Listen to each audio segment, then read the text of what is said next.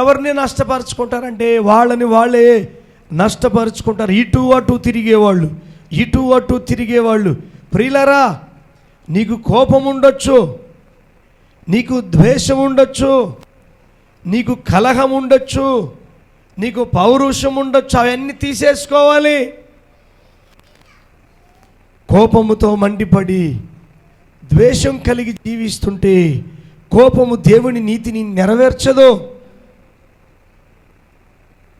కోపం ఉంటే నువ్వు ఇటో అటో తిరుగుతావు. ఇంకా ఒకసారి కోపం వచ్చినప్పుడు కత్తి పట్టుకుంటావు, తర్వాత దేవుడు అంటావు. అయితే బైబిల్లో దేవుడు చెప్తా ఉన్నాడు,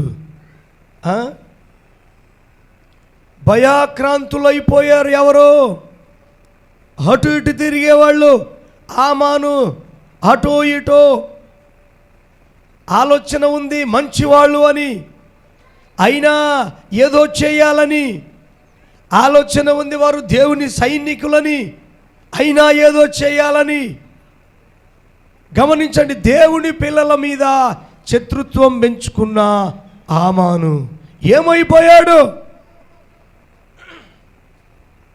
భయాక్రాంతుడైపోయాడు. ఏమైపోయాడు? తాను ఇంటి ముందు పాతుకున్న ఉరి కొయ్యకే తాను వేలాడదీసి అదే ఉర్రికే వేలాడబడి చచ్చిపోయాడు. గమనించండి, అందుకే దేవుని వాక్యం ఏం చెప్తుందంటే, నీ ముందు ఎవరైనా కోపపడినా, ఎవరైనా శత్రువులుగా ఉన్నా వారితో ప్రేమ కలిగి ఉండు, వారిని పరామర్శించు. నీకు దుష్టులైన శత్రువులైన వారికే నువ్వు భోజనం పెట్టు, వాళ్ళని పలకరించు అని వాక్యం చెప్తుంది ప్రియులారా. కాబట్టి దేవుని వాక్యాన్ని వింటున్న సహోదరుడా, సహోదరి, సాతానుడు వచ్చేస్తాడు, వాడికి సిగ్గు లేదు. వాడికి ఎందుకు వచ్చావురా అంటే, అందులో సంచరించుచూ వచ్చాను. ఎందుకు వచ్చావురా అంటే, అటు ఇటు తిరుగుతున్నా. గమనించండి ప్రియులారా, సాతానుడికి ఉండే కుయుక్తి, సాతానులో ఉండే పన్నాగాలు నువ్వు గుర్తుపట్టలేవు. ఎప్పుడు గుర్తుపడతావు? కొంచెం టైం ఉంటే ప్రార్థనలో వెళ్దామని ప్రార్థనలో గడుపుతున్నప్పుడు నువ్వు గుర్తుపడతావు. కొంచెం టైం ఉంటే దేవుని నామాన్ని స్మరించాలా, స్తుతించాలని ఎప్పుడైతే దేవుని సన్నిధిలో ప్రార్థిస్తావో వాడి కుయుక్తిని గుర్తుపడతావు, లేకపోతే గుర్తుపట్టలేవు. ఒకసారి ఒక కుటుంబీకుల్లో చెప్తున్నారు, అయ్యా మాకుండేది ఒకడే కుమారుడండి. ఆ కుమారుడు వాళ్ళ నాయనకే విరోధం అండి, సొంతం డాడీకే విరోధం. మరి ఏమైందండి? చాలా రోజులు మాట్లాడుకోకుండా ఉన్నాడండి. డాడీతో మాట్లాడితే ఆయన నీతులు చెప్తాడు, డాడీతో మాట్లాడితే ఆయన గద్దిస్తాడు. అయినా ఆయనతో మాట్లాడుకోకుండా ఒకరోజు వాడికి కోపం వచ్చి ఇంట్లోనే ఫ్యాన్కు ఉర్రేసుకొని చచ్చిపోయాడు. ఉండేది ఒక్కడే, ఆ ఒక్కడు చచ్చాడు. గమనించండి ప్రియులారా, ఈ ఉరిదాడు ఉరేసుకొని చచ్చేది ఎవరంటే ఆమాను శాపము కలిగిన వారు, ఆమాను కుయుక్తి కలిగిన వారు. గమనించండి, అదే మొర్దెకై ఎస్తేరు గుణం కలిగి బ్రతుకుతుంటే ఆ సాతానుడు పెట్టే ఆ కుయుక్తి నీలో నుంచి తొలగిపోద్ది.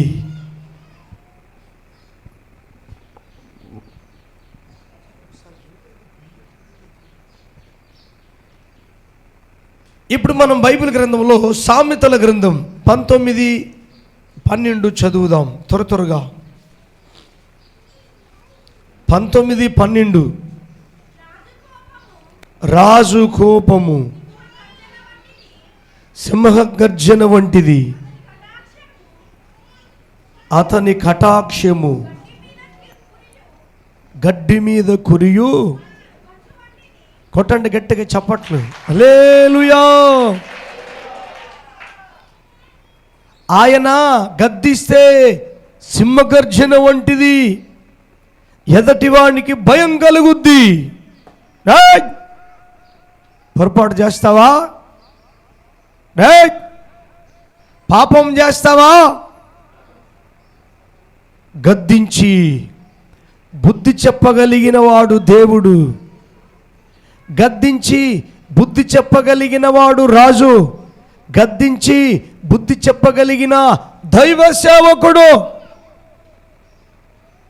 అంతేకాదు, వాళ్ళు గద్దించి తర్వాత కనికరము చూపిస్తారు. హల్లెలూయా.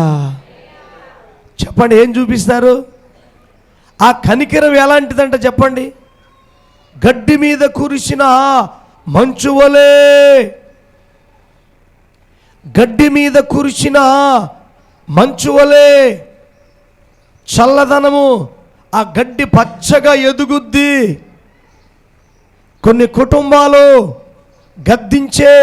గద్దింపుకు లోబడే కుటుంబాలు పచ్చగా ఉన్నవి. ఈరోజు కొంతమంది యవ్వనస్తులు, మా డాడీ గద్దించకూడదు, పాస్టర్ గద్దించకూడదు, మాకే అన్నీ తెలుసు, మాకే తెలుసు, మేమే మనగాళ్ళము, మాదే కరెక్ట్ అనేవాళ్ళు ఎప్పుడు కూడా దేవుని అభిషేకంలో ఉండరు, సాతాను చేతిలో ఉంటారు. కాబట్టి ప్రియులారా, రాజు గద్దిస్తూ ఉన్నాడు. ఆయన గద్దింపు సింహగర్జన వంటిది.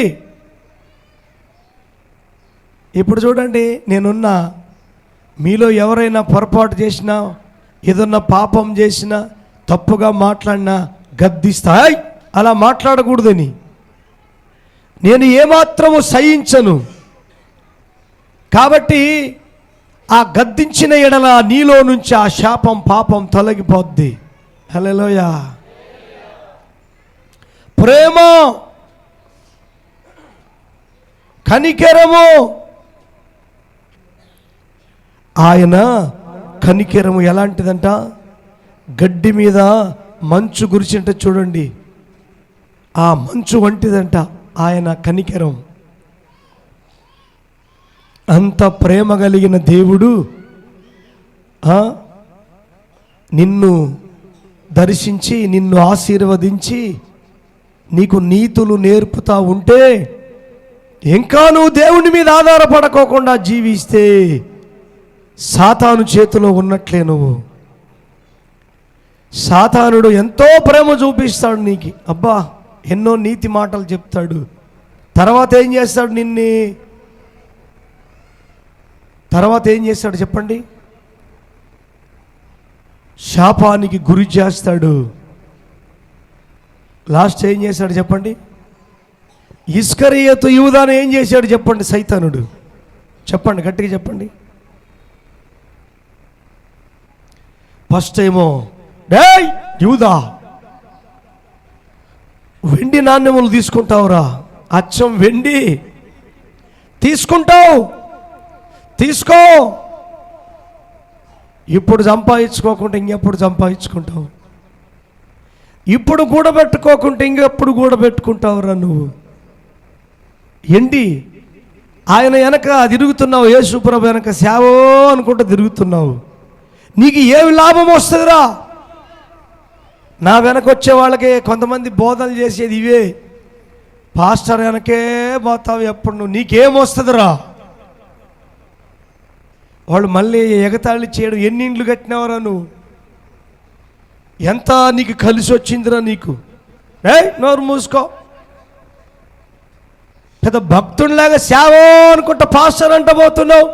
ఈ ఇల్లు పిల్లలు ఏం కావాలి, సంసారం ఏం కావాలరా అంటే వాళ్ళేమో పెద్దగా ఇచ్చినట్లు, వాళ్ళేమో పెద్ద దేవుడిలాగా ఆశీర్వదించినట్లు మాట్లాడే ప్రజలు.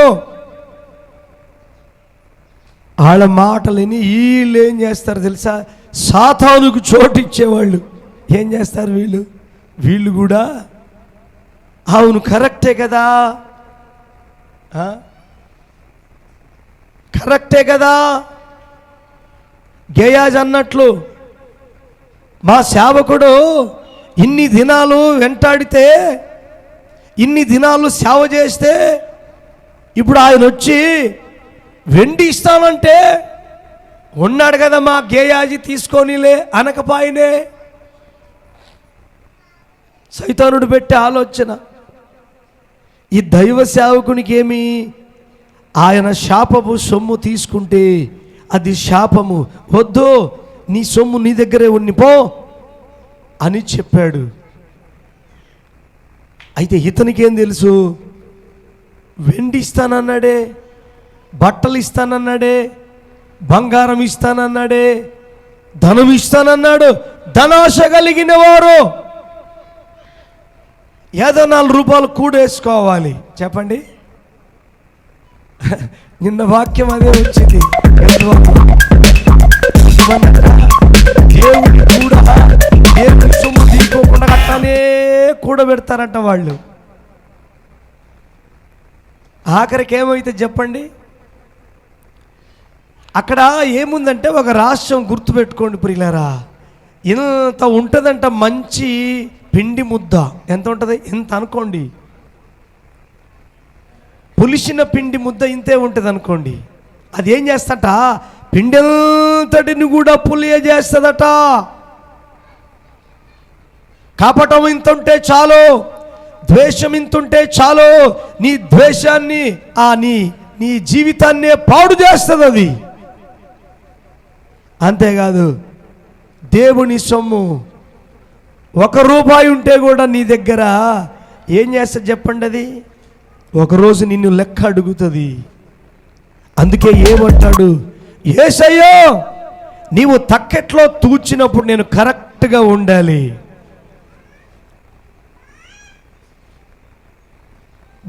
దొంగతనానికి, అత్త నాశనానికి, మరి దేనికి పనికిరాడు.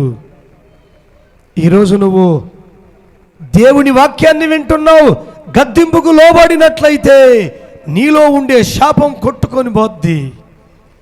గద్దింపు అనేది వరద లాంటిదట. వరద వచ్చినప్పుడు చెత్త చెదారము అంత డస్ట్ అంతా కొట్టుకుపోద్దా? అలాగే ఉంటుందా?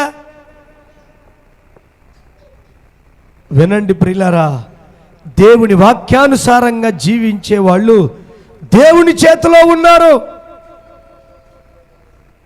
దేవుని వాక్యానికి విరోధంగా నడుచుకునే వాళ్ళు సాతాను చేతిలో ఉన్నారు. వాళ్ళకు అనిపిస్తుంది మేము భక్తులమే కదా అని, కానీ ఎక్కడ ఉన్నావు నువ్వు? సాతాను చేతిలో ఉన్నావు.